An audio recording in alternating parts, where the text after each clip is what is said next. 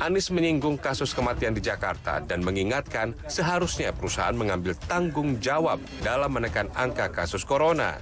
Ia juga meminta operasional kantor yang berlokasi di Shahid Sudirman Center ini langsung dihentikan.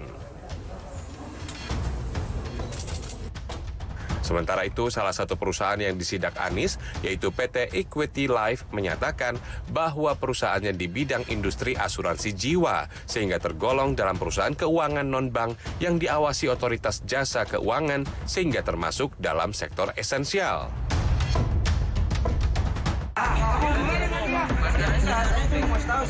Kisah PPKM darurat masih berlanjut. Ada remaja tak pakai masker, kena penertiban, lalu marah-marah sambil mengaku kerabat Jenderal Bintang 2. Luar biasa.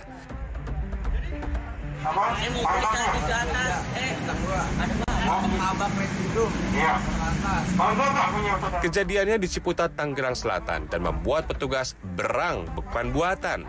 Ini anak sudah ketahuan malah cari-cari alasan. Remaja ini bahkan mengancam petugas gabungan dengan meminta rekannya untuk menelepon sang paman. Petugas bergeming, sang remaja tetap diganjar sanksi sosial berupa push up sebanyak 50 kali.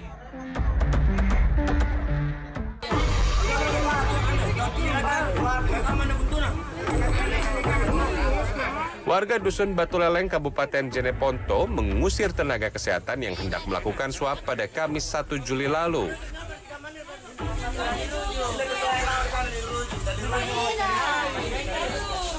Sang pasien masuk rumah sakit karena menderita patah tulang. Saat dilakukan uji swab, pasien ternyata terjangkit COVID-19. Atas dasar ini, petugas nakes hendak melakukan tracing dan swab, namun mendapat penolakan dari warga. Pemkab Jeneponto akan melakukan pendekatan persuasif agar warga mau mengikuti tracing dan swab. Tim Liputan CNN Indonesia.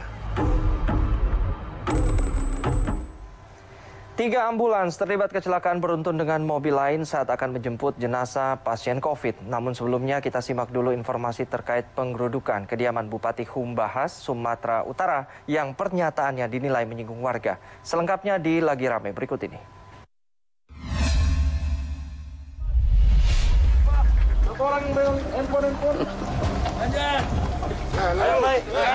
Sejumlah warga Kecamatan Parlilitan ini menggeruduk kantor serta rumah Bupati Humbahas Dosmar Banjarnahor Selasa siang.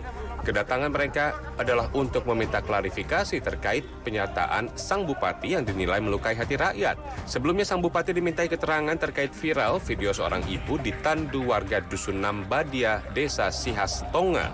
Namun sang bupati malah mengatakan jika video itu hoax dan yang ditandu bukanlah manusia.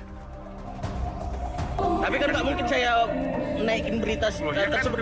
Pernyataan Dosmar pun menyinggung warga karena nyatanya perempuan yang ada di dalam tandu itu terpaksa diangkut karena tak mampu berjalan saat akan melahirkan.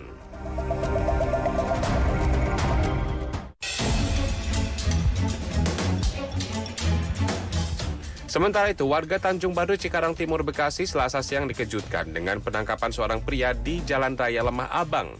Rupanya pria ini dibekuk petugas usai mengamuk di sebuah bengkelas. Bahkan pemilik bengkel serta 2 karyawannya nyaris dianiaya oleh pelaku. Pria 58 tahun ini kemudian diserahkan ke Dinas Sosial untuk diberikan pembinaan lantaran diduga mengalami depresi. Ia mengaku sebagai Raja Sunda asli asal Bojong Keding, Subang, Jawa Barat dan sedang mencari Tuhan.